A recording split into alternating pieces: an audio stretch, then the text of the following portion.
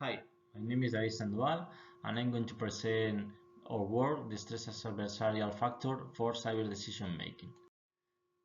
This is the structure we're going to follow in this presentation. First of all, we will present the concepts of cyber situation awareness and how it impacts on the decision making process.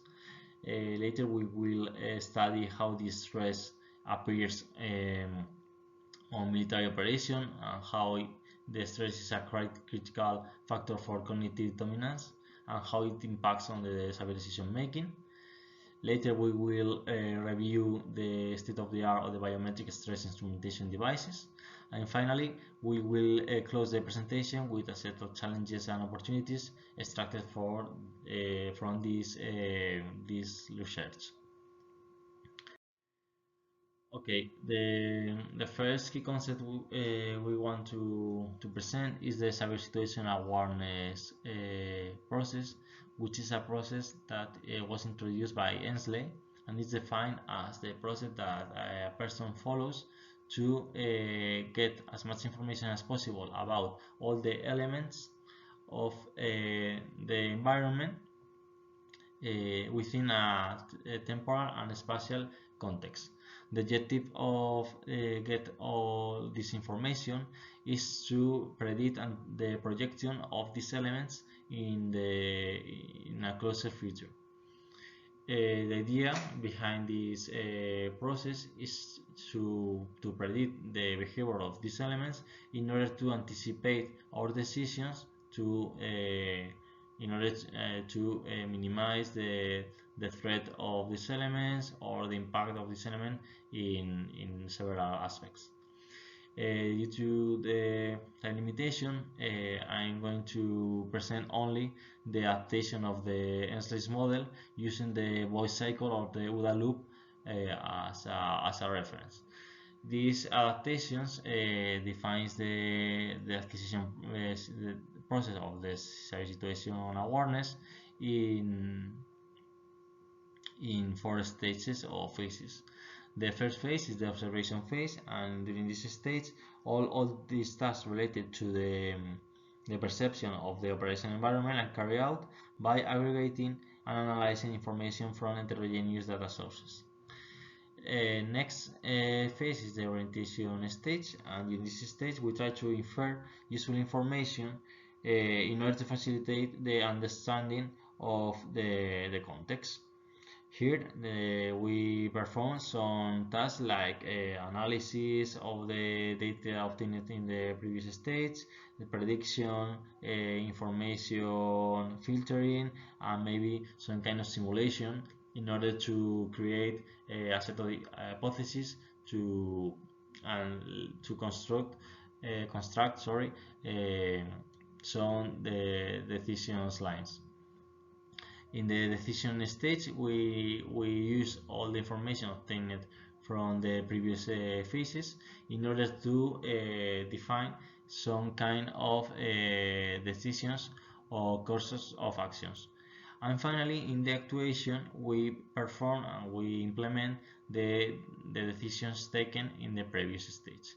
As we can imagine, this process is very complex, and in this process participate a lot of people, a lot of elements, a lot of sensors, and there are a lot of information that generates an extra level of stress under the persons involved in this process.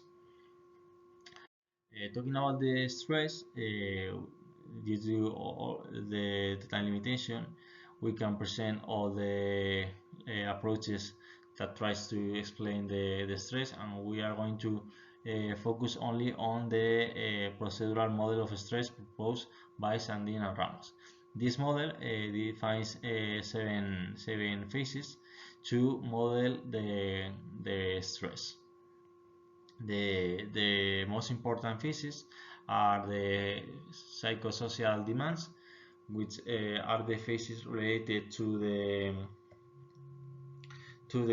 external agents that are impacts on the subject, and it constitutes the primary cause of stress.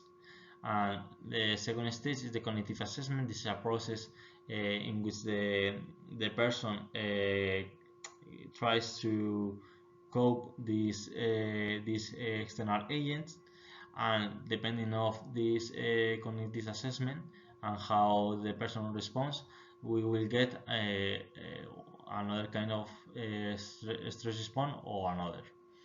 This stress response in this stress response is very important, the coping process, and we will review it later. Also, behind these phases, we have the personal characteristics, the social support, and the health status of the subject. And depending on these characteristic or these aspects, the stress response that the person will carry out will be different. So two persons which are under the same stress situation typically will respond different according all these factors. Now until now we have reviewed the severe situation awareness acquisition process and the stress model, and we will move all this research to the military operations context. So military operations stress usually plays a fundamental role, not only during the operation but also before and after the operation. Before we have to plan all the operation, we have to analyze all the risk, and it's a very important step of the operation, and in this step the stress plays a fundamental role also. Of course, there are several factors that make a severe operation stressful, but maybe the most important are the complexity of this operation, the unpredictability of the operation, and the continuing decision-making process that involve this operation, and the risk associated to it, and the reward trade-offs. Also, in the stress in military operations, when we talk about the stress, we have to make the distinction between combat stress and operational stress. The combat stress is a kind of stress defined as the mental, emotional, physical tension, strain of this stress resulting from exposure to combat and combat-related conditions. So this is the stress that a military has typically when we are during and after the operation. An operational stress is defined as the stress resulting from instantaneous or cumulative exposure to military operation, training, or life. This also involves before steps. Combat stress also involves before stress, but maybe it's more related to the during and after the operation phases. And as we have commented before, coping is one of the most critical stages of the process model. The do is subjective, it depends on the person, and it's defined as the process that an individual undertakes to reduce and ideally to suppress the state of stress. In other words, the process that an individual undertakes to make the psychological stress response disappears. We have identified some kind of effects of the stress in cyber operations, and these assertions are summarized in six categories, and the most important are the follows. The stress reduces the cyber decision making ability to distinguish the neutral and hostile assets. It increases the false alarms and suggest more liberal decisions.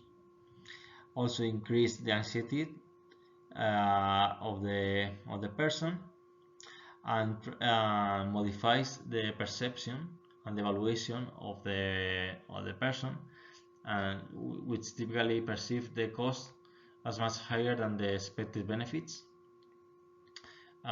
These are maybe the most important. Also, it's important to comment that military are trained to face up with this information, and if we have some kind of training, we can improve our coping abilities. Regarding with the cyber offensive and defensive thinking and the relation about the stress, the decision we're going to take during any kind of operation or any kind of aspect of our life depends mainly from two factors. One is the state of the user, my state in this case, and the other one is the state of the current context, which is related with the environment. So in offensive operation, in order to establish a heuristic for anticipating cost-benefit decisions, it's important to analyze the situation and to deploy automatic response procedures, because these operations has associated a very higher risk level, and it's important to train the people involved in this operation and to predict and to plan all the possible situation associated and derivated from the operation in order to minimize the time of response and to minimize the stress situation. On the other hand, in defensive operation, defendants are under a weaker position because they don't have all the preparation that the attackers have, and typically this situation are related with a higher level of stress. In defensive operation, we also receive a lot of information from different sources, and it's important to reduce this information in order to filter only the most important one in some parts of the operation, to reduce the stress level of the operator and to improve their decision-making capabilities. Regarding to the biometrics instrumentation, we have reviewed different families of stress instrumentation. We can get into details due to the time limitation, but we are going to just remark some of them. In the case of the galvanic skin response, these devices measures the conductivity of the skin by making use the properties of the secretory glands of the body. In the case of the heart rate, they measure the cardiac changes to know and to extrapolate the state and the level of stress or anxiety that an individual suffers. In the case of encephalography, they measure the brain activity. In the case of facial expression, they measure the microgestures. In the case of the ocular region, they measure the disposition of the eyes and the rotation of the pupil. And in the case of the thermal response, they measure the changes of the thermal body response. All of them are well explained in the paper. And finally, regarding to challenges and opportunities, this is a very important field of research which are currently booming. It's important to measure the intrusiveness of all these devices, and there is an additional problem: the users reject usually this kind of devices, and we have to perform some kind of adaptation and calibration of the devices to each user due to the difference between the stress response according to the personality or the person characteristics. And this line of research has a long way to go. There are a lot of work to be done, and we have to define some kind of methodologies that allows us to evaluate this the impact of the stress in these areas. And I would like to acknowledge the European Defence Industry and Development Program for funding this research. And that's all from our side. If you have any kind of question, it's time. Thank you very much.